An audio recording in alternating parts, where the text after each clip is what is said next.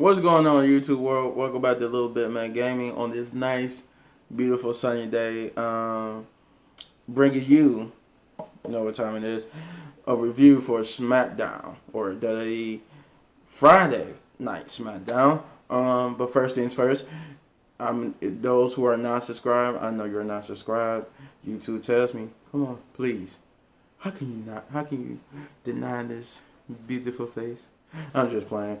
But no, to come join the family, subscribe, hit that subscribe button. I'm going to need all who are not subscribed to hit that like, subscribe, share, and then and hit that notification button. Also, leave a comment down below what you thought on Friday Night Smackdown. And yeah, let's talk about it. Let's have some discussions about it. Those who are subscribed and the newly subscribed, thank you, appreciate you, love you. And just keep doing what you're doing. Just keep watching, liking, and share. Yeah, because we got to go to 100 subscribers and make some headway towards that goal. But I like to keep it going. I like to get that momentum going. I like to see people that I want to kill this goal so we could go to the next goal and the next goal after that. But yeah, with all that being out the way now, let's get into it. They kick off Monday. I keep about to say Monday. They kick off Friday Night SmackDown with Edge. He comes out and he cuts a promo about basically how about Daniel Bryan and how Daniel Bryan said that he deserves to be in the main event of WrestleMania more than himself and Roman Reigns because he loved this and that basically considered himself the best. But that he loved it, that he loves this business and he loved it and wrestled way more than both Edge and Randy Orton combined. So then Edge cuts his own passionate promo about how he also loves is that he doesn't need that he loves he loves and he wants to do it because this is what he loves. That's why he fought so hard to get back. And then Dan Bryan comes out, he interrupts and says that this wasn't, he said what he said wasn't meant to offend him. It wasn't meant to be directed towards at him. He said yes, while I did say when you got in the ring and pointed to the WrestleMania sign, I felt demoralized a little bit because I felt like I had felt myself. But he was saying this was more so about him and Roman than Edge. Edge already got his ticket to the main event. No, this is about him and Roman, and that this was never meant to, be anything other than just about him and Roman. He said he respects Edge. He respects everything he's done for the company and the business and his career, his legacy. But, he feels like he deserves to be there. And, I like how Edge basically ends the whole segment by telling him that you are good and that, though you've been somewhat on the kind of a losing streak, you're just not, ending that losing streak. But you've been on kind of a losing streak, you're just not ending it. But he was saying that basically we was both in the Royal Rumble match, and we both seen that we know that you're better than this. You are better than this, but you're not better than me. I'm like, oh, okay. Ed's getting a little snippy there, and then we go into. I'm all over the place, but I think it was the first match of the night, which was an 8. Yeah, it was an 8. Yeah, this is the first match of the night. It was an 8-man tag team match between Dolph Ziggler and Robert Roode, and Otis and Chad Gable versus the Street Profits and Rey and Dominic Mysterio. It was a good match. I ain't gonna say it was a great match. I ain't gonna say it was a bad match, like a match I didn't care about. But it was a match I did pay attention to somewhat. It was decent enough for me to pay attention to. It was a great outing by all wrestlers. By no means, no wrestler had a bad outing or was misused. It was just the storyline behind it is not something I really care about, especially with the other greater storylines like Daniel Bryan, and the little conundrum of Daniel Bryan, Edge, and Roman Reigns. No, this one just felt like the storyline just wasn't there to keep me even more interested. But yeah, overall, it was a great match, and the match won by the Street Profits, by the Street Profits and Ray and Dominic Mysterio, which in turn gives Ray and Dominic their first win in how long? Because I can't remember when was the last time that Ray and Dominic actually won a match. But yeah, then we got Nia Jax, a little promo about Nia Jax taking Reginald on a shopping spree, and with with Sonya Blaze just there like, oh my god, what is going on? And it's just like I don't know what that was supposed to be about. I guess Nia likes Reginald. Whatever. Okay. Yeah. Then we had a little backstage promo with Seth Rollins, and which I guess was only used to serve as why he was going to be ringside.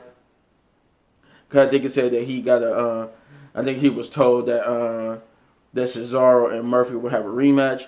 Now the actual Cesaro versus Murphy match, which would be the next match after all that, would actually a good match. It was a good match. It went back and forth. It went back and forth. Murphy and Cesaro is one of those performers that always know how to put on a good match, and they did. It was no short of that. They just put on a good match until Then they went with a typical ending where Seth Rollins got involved and beat up Cesaro to cause the DQ. Cesaro would win by disqualification. But my thing with all this is still, once again, like I said last week, why is Cesaro? I'm not Cesaro, but why is Murphy? Why is he trying to get back in Seth Rollins' good graces? Like, what was that whole storyline with? I don't know. You know what? I'm not even gonna get into it right here. It's just that's the only thing that hurts this segment. Is that it's still with those type of story context, the out of place, out of nowhere. Buddy Murphy is now is trying to work for Seth Rollins again. Like, what was that whole? Like all that. But yeah, then we got a segment with Kevin Owens and and Sasha Banks, and Bianca Belair. On the Kevin Owens show, we had a little promo there about the hyping up the their match at WrestleMania. But then he was also trying to hype up the fact that if you could win at Fastlane, y'all both could go in as double champions. And he was saying that he even listed that old storyline from John Cena and Shawn Michaels when he said that the only other tag team that went into WrestleMania, as tag team and fought for the World Championship was when Shawn Michaels and John Cena were tag team champions, and John Cena was the WWE champion. And that was a great storyline between Shawn Michaels and John Cena. Though how I wish Shawn Michaels would have won the title. I think, correct me if I'm wrong in the comments below, but I think that was the last main title match Shawn Michaels ever had after that. I could be wrong, but I think that was the last time Shawn Michaels ever fought for a main title. But yeah, he did the job of stirring up controversy. Getting into the odds, saying they had to get through their unsaid problems. They start arguing. Sasha Banks came off as a heel, and she's supposed to be a face, but she came off as a heel when it comes to Bianca. I don't know. They trying to keep her. They trying to keep her in the middle, like she's face and heel. It's like I don't know what they doing. That's the part that concerns me about this storyline. Like, is Bianca? I mean, is Sasha supposed to be heel Sasha or face Sasha or just a cocky Sasha? Like, I know that's probably what it is. They probably try to say she's just being cocky, but she comes on as a cocky heel. But and then you have her match, which came up next, and she acted more like face. But yeah, but the segment itself was good. But like I said, going into the match, they had it would be Sasha and Bianca versus Natalya and Tamina. And the whole thing about this match, where it was played off, is that if Tamina and Natalya could get a win here, it could put them in line for a future title match if they could get a win over the number one contenders. And we end up getting a good match between the two, but obviously it was hindered by the fact that Nia Jax and Sonya Blazer was there with Reginald taunting Sasha Banks, and we saw the little cracks in the friendship in the team of Sasha and Bianca. Them arguing and not being focused on the match because of Reginald, which ended up leading, thanks to Reginald, which ended up leading the loss for Sasha Banks and Bianca Belair, and the Natalya and Tamina would end up getting a win. Tamina would end up getting the roll up, and she would get a roll up pin on Bianca Belair for the win, which I guess they said it was potentially giving them a future title match. And then, you got the argument. Bianca telling us, I don't lose. This is all on you. This is you being distracted. I told you to handle this, and you still haven't handled Reginald and all that type of stuff. And so they got to an argument. It looked like they like a lot of heat, and then they continue backstage where they still was arguing about the fact that they lost, and that Bianca saying that Sasha hasn't handle the Reginald situation, and she said she did handle. She said, I ain't tell you to smack him, I ain't tell you to entertain, I told you to handle it as in get rid of him, and you still haven't handled it the way you need to handle it. And then that's why I said then this was like a almost heel. Sasha comes out, but then she said, you're the one who couldn't keep focused and got pinned by Tamina, rookie.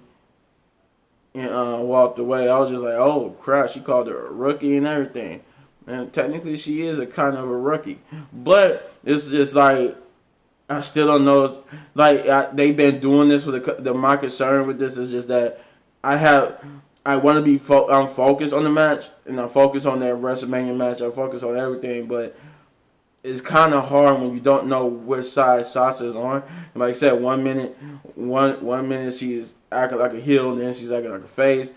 Then 1 week she does all face stuff and doesn't even have 1 ounce of heel. And then, like I said, this week now she's doing both heel and face stuff. It's like, where is y'all trying to build her as? Where's y'all going in that direction?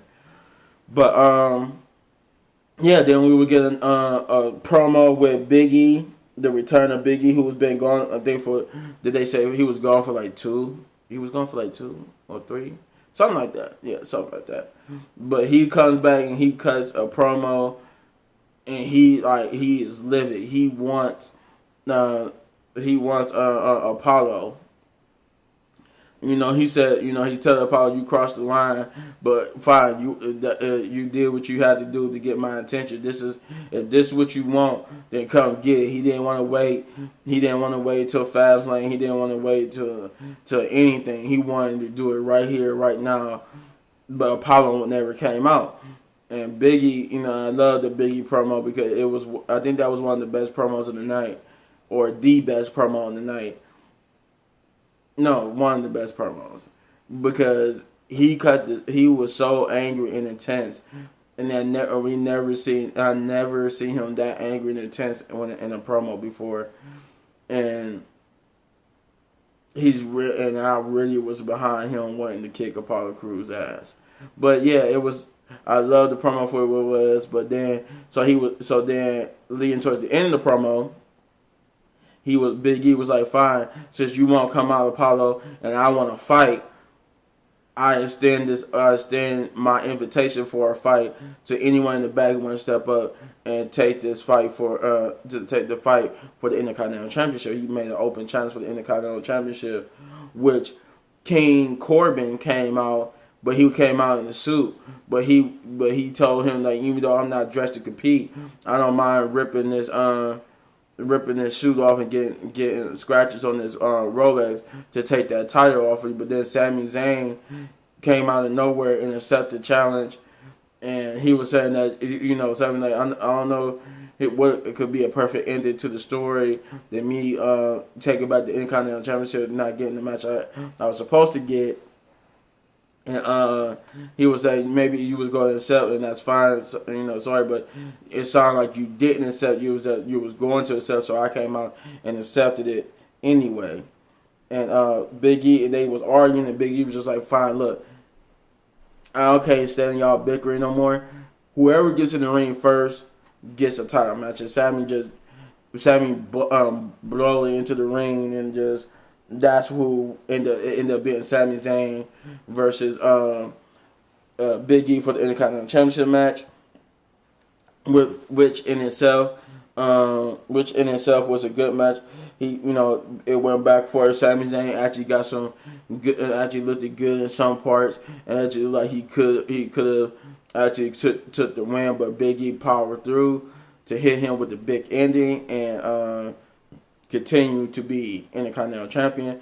But Apollo Crews finally made his presence felt when he attacked Big E from behind. And I also like too throughout the match, I forgot to mention that throughout the match, Big E kept calling out Apollo Crews, and you could tell Apollo Crews was all Big E could think about.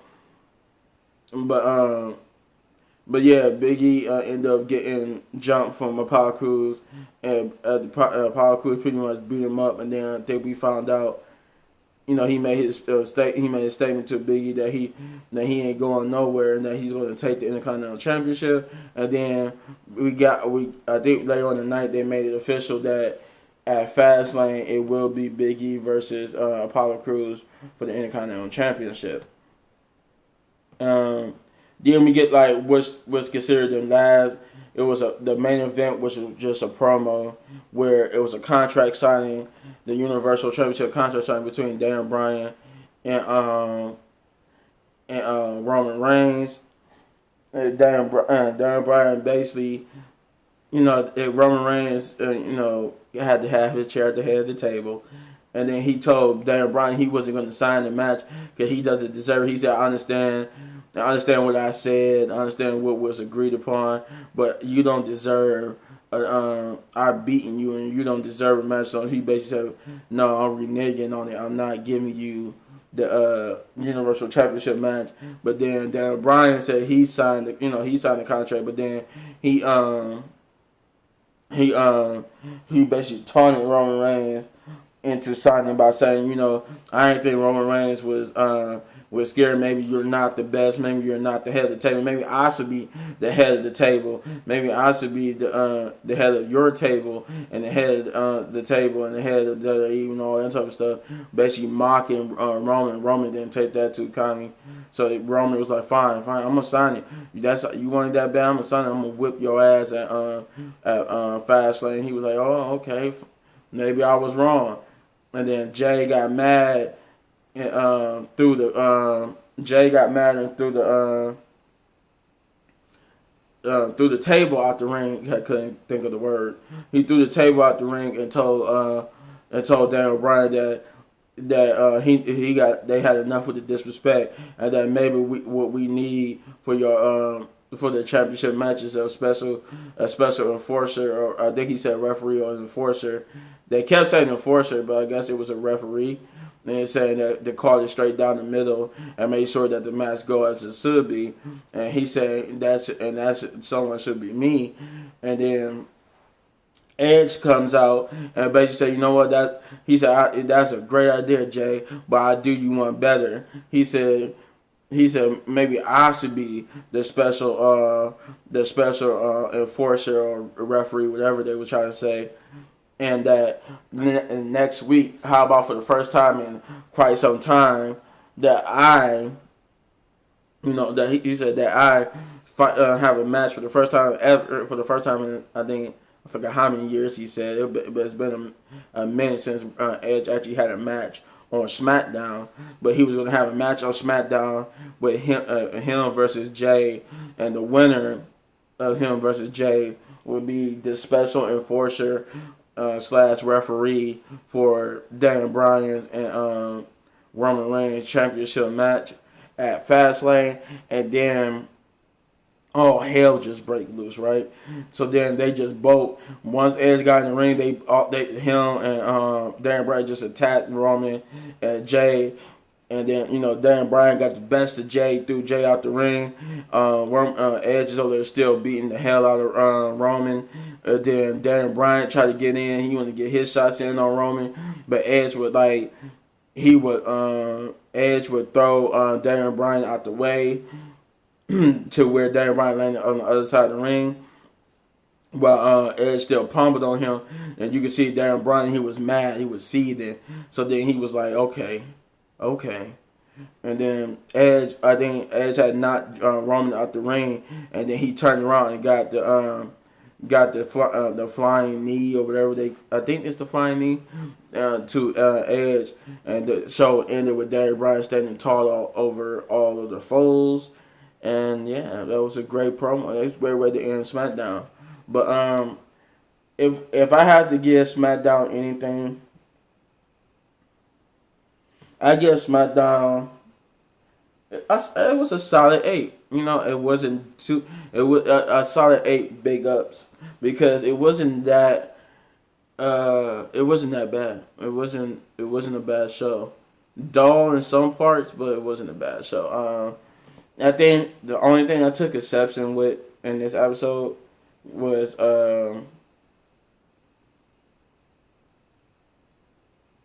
I'm trying to see, was there anything I didn't like? Yeah, it was only 2 things I didn't like. That's why I got 8, because I didn't care. The Reginald, the Nia Jackson Reginald on the shopping spree thing was just unnecessary. That could have been a match with somebody you haven't had TV time. And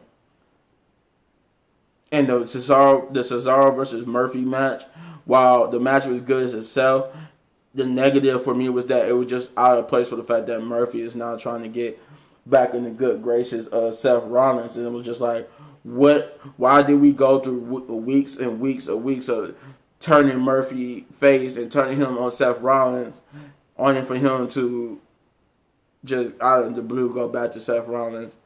It was just weird. It's like, I don't know what is all that about, what they thinking process was, but that was like, it hurt a match that I said was good that wouldn't have gotten a negative if just for that fact.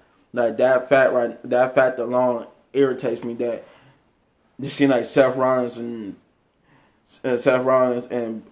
Murphy are now working together again, and it's just why. But yeah, that's all I got. Yeah, everything else was good. Like, other than the Nia Jax taking Reginald on a shopping spree, and the Cesaro, the weird storyline with this whole Cesaro with Murphy and Seth Rollins. Everything else was good. Everything else besides those 2 things was good. Yeah, that was it. I enjoyed this show. Now, as a wrestling fan, as you can see, I will continue watching. But if you could do me a favor,